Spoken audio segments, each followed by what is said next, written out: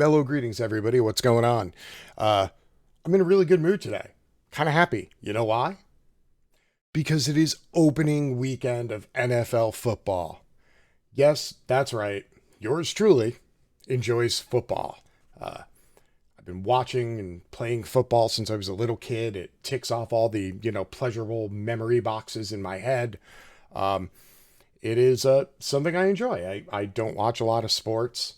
Uh, my playing time is decades in the past, but NFL football, it's one of those things that I really enjoy.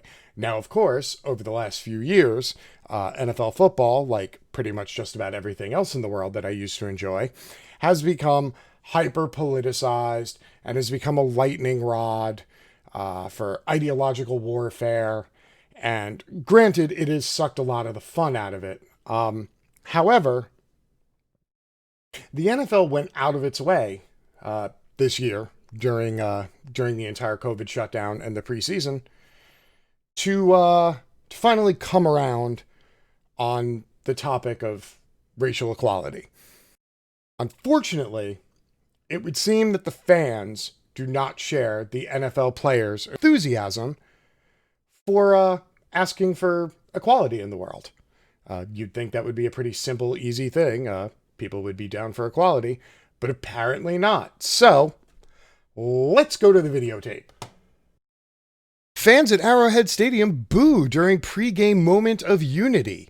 For anybody who missed opening night, it was the Houston Texans. They were in KC at Arrowhead Stadium. Unlike most stadiums in the NFL, Arrowhead actually did decide to let fans in the stadium. I think they capped attendance at 17,000 and the stadium holds over 80,000.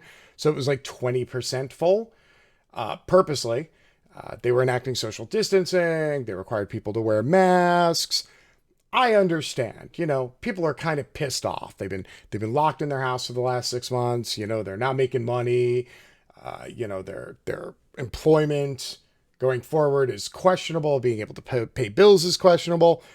But yet these people who could shell out $200 for, season tickets, who still paid for their season tickets, even though there was a pandemic going on, they came out to the game. They're like, yes, we love the Chiefs. We love football. We love it so much. We're going to come out during a time of economic insecurity, during a pandemic. We're going to come out and support our team.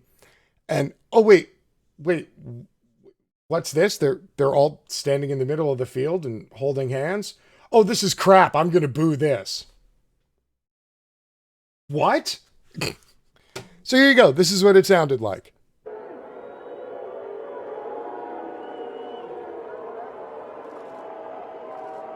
White and black, young and old, generational. All the players came out. They locked arms. Nobody chanted Black Lives Matter.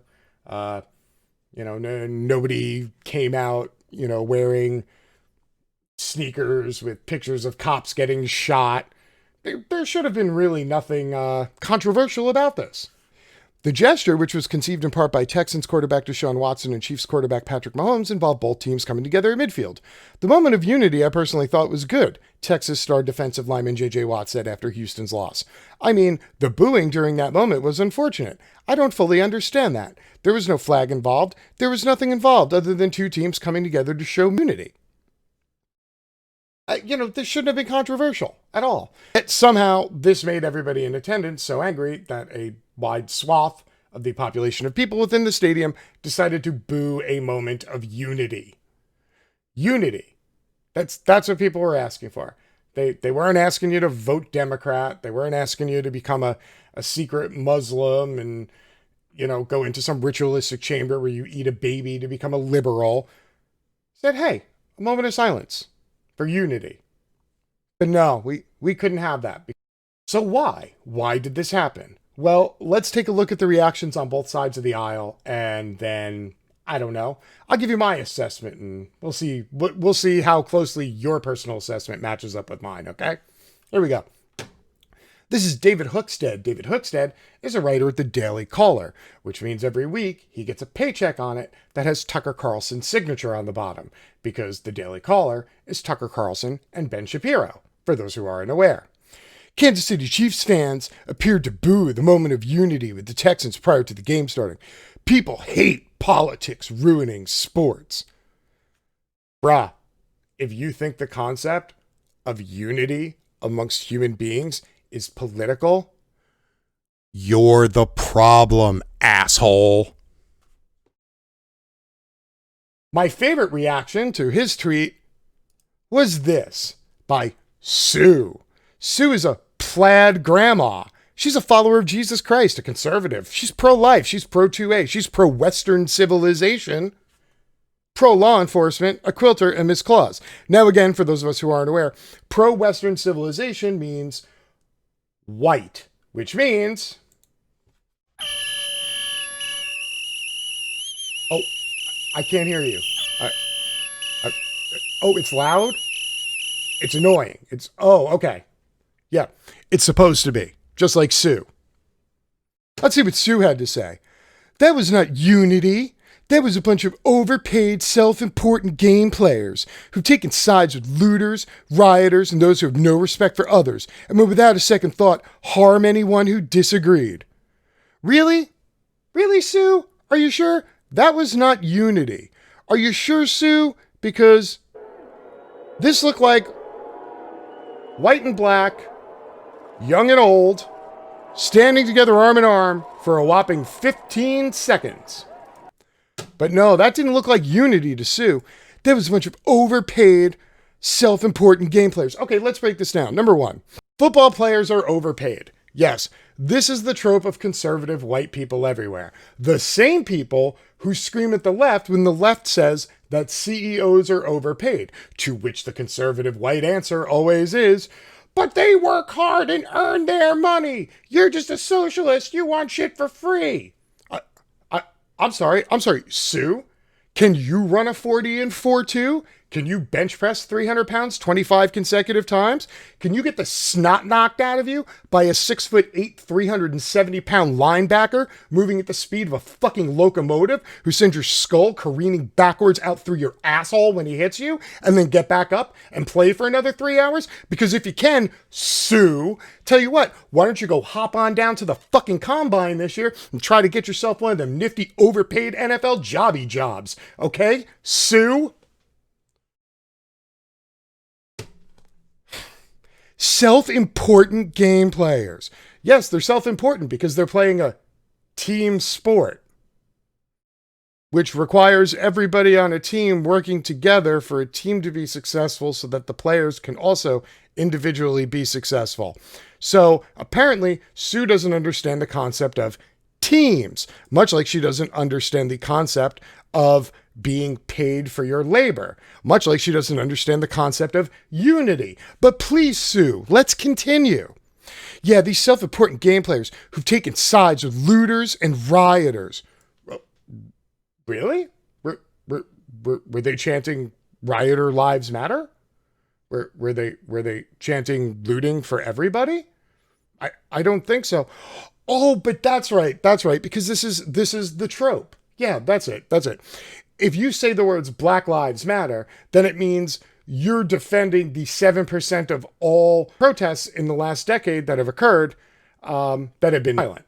Yeah, I don't know if Sue saw that or not, but there was a study that came out that said 93% of all the Black Lives Matter protests since the killing of Michael Brown, 93% of those have been peaceful and nothing has happened. Oh, but that's right, because 7% of protests have had some sort of violence. Sue therefore believes if you say the words Black Lives Matter, you support looting and rioting. Why? Because Sue is a racist piece of trash. See, this is the problem in the world. Because maybe 1 out of every 10 people is a Sue, but Sue takes up an awful lot of oxygen and a shit ton of bandwidth. Now, what would the reply on the other side be?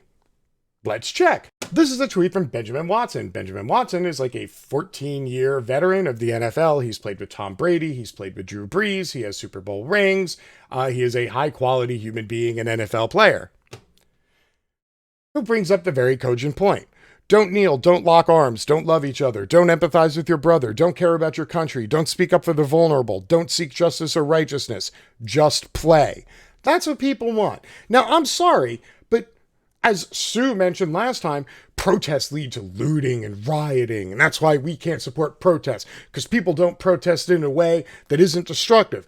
Oh, okay, well then how about we just kneel during this song? What? If you kneel during the national anthem, you're unpatriotic and you're a piece of shit, just like those looters. Oh, okay, well then instead of protesting during the song, how about we just have a moment of unity afterwards where we don't say anything about anything and we just lock arms and say, hey, we're all people and we're here together. No, that's racist. That's horrible protesting. Well, which fucking way do you want it, Sue and company? You don't want protests in the streets. You don't want protests in stores. You don't want protests at City Hall. You don't want protests on the sidewalk. You sure as shit don't want protests in your bougie neighborhood. You don't want protests during football games. So what peaceful protest is acceptable to everybody, huh? Because y'all don't like the violent protests. You don't like the traffic shutting down protests. So how about when people, quote, respectfully protest, maybe you all stop whining and complaining like a bunch of racist assholes. I mean, we could try that. Maybe? No? Okay. So why the fuck is everybody pissed off? Well, I have two ideas.